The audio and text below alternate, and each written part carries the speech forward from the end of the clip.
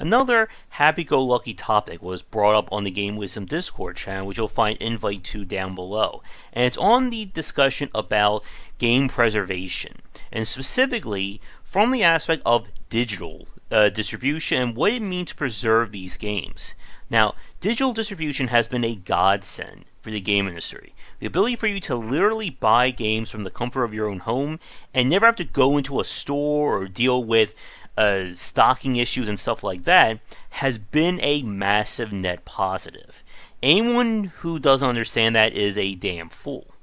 And it has led to the rise of the independent market and just the ability for everybody to be able to make and sell video games. However, it does raise a growing situation or a potential situation in the years to come, and what it means to be able to preserve and play these games when there are no hard copies available. For the majority of games released in the last decade, and probably going into the future, they do not have retail releases, with exceptions being if a game is re-released onto a console, such as the Binding of Isaac, Hollow Knight, Soul and Sanctuary, and many, many more.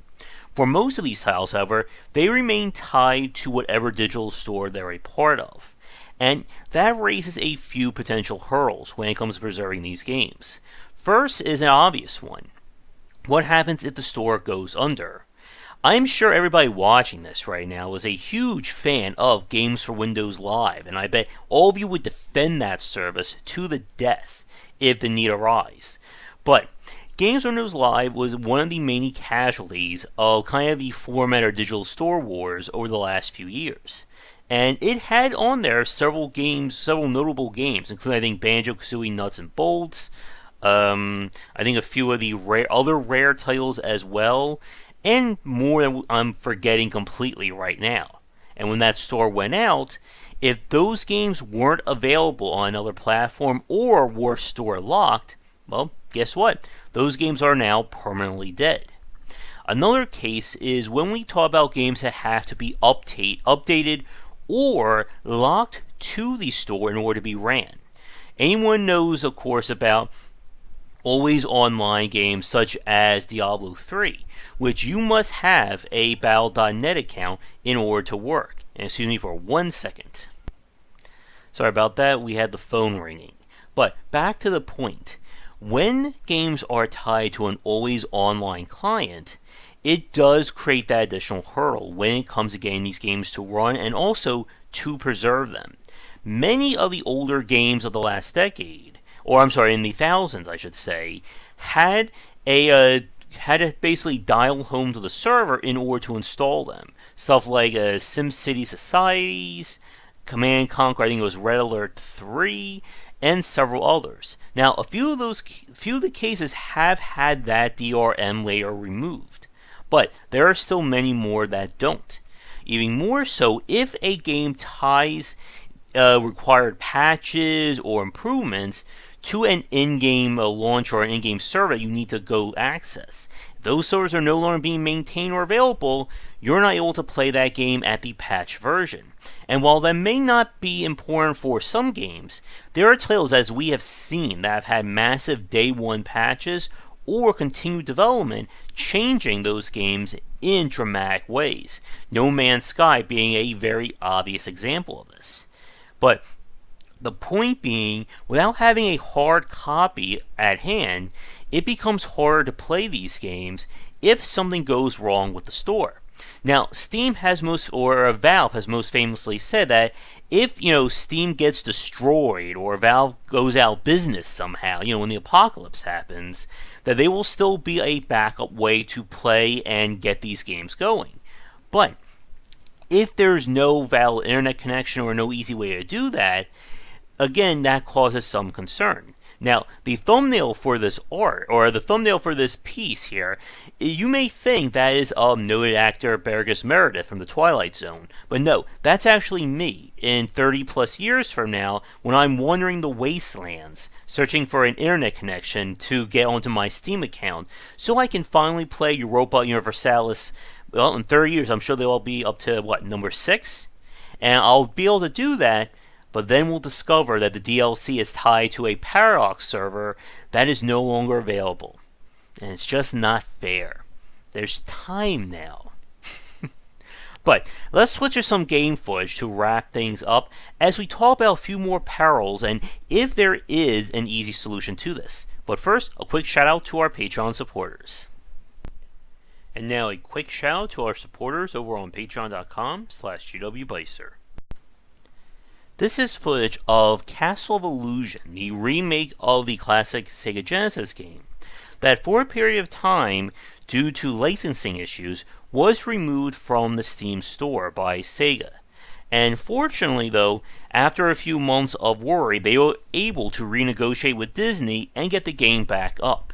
But again, this concern over how much control a storefront or the digital side has over maintaining and playing these games is a big one. And while it may not be as much of a issue today, we're still arguing and just trying to figure out a way to preserve classic, retro games. But this is something that will become a factor as the game industry continues to grow and as we start to see kind of the fallout of what stores are still around and who's going to be able to maintain these. For instance, as we all know, Epic Game Store is gearing up to be the first legitimate competitor to Steam in a very long time. And obviously the games you buy on the Epic Game Store, you're going to be tied to that platform. And again, it raises that lovely question. What happens if the Epic Game Store goes out for whatever reason? And this is not an easy issue to solve, because with these games being tied to these stores, we're going to have to deal with an issue of what's going to be the fairest way of keeping these games around. Because without having a hard copy, it's not exactly like we can retrofit or reverse engineer a console to play them on, or a PC. Now, with that said though, there is still the positive of this. As long as these stores are still around and we aren't all living in a internetless apocalypse, we can still certainly play these games. But when games are being altered or manipulated outside the user's control though, again, it can become a very sticky situation. As we saw a few years ago with the Grand Theft Auto series and removing licensed songs because they could no longer secure the IP for them, even though everybody already bought the game at launch. And like we've said, I think ultimately this issue comes down to one key thing. And that is that copyright law and preservation are still very much behind when it comes to the growth and continued development of the game industry. And as with everything that we've said, at some point I do feel that things are going to have to come to a head, and we will have to sit down and have a serious discussion about what this all means. So, for the people watching, we're going to wrap this up here, but what do you think would be a fair scenario for being able to play digital-only titles in the future? And again, we're talking far future. And do you think this will even be an issue? Because that always is a big point about this. We could be worrying over nothing, but you never know. Anyway, I'd like to thank our Discord channel for coming up with this topic. Again, if you'd like to sign up and listen to us ramble on about game design daily, you'll find an invitation link down below, and come back for daily discussions on game design here and on game wisdom, where we examine the art and science of games. Until next time, have a good night. If you're looking for another book about game design, be sure to check out my first title, 20 Essential Games to Study, out now. Thanks for watching the video. If you enjoyed things, be sure to do all the liking and subscribing that the kids are doing these days. Check out our Discord channel link down below where we hang out and chat game design, and come back later tonight for our regular streamings. But that's it, and tune in for more great content here and on Game Wisdom, where we examine the art and science of games.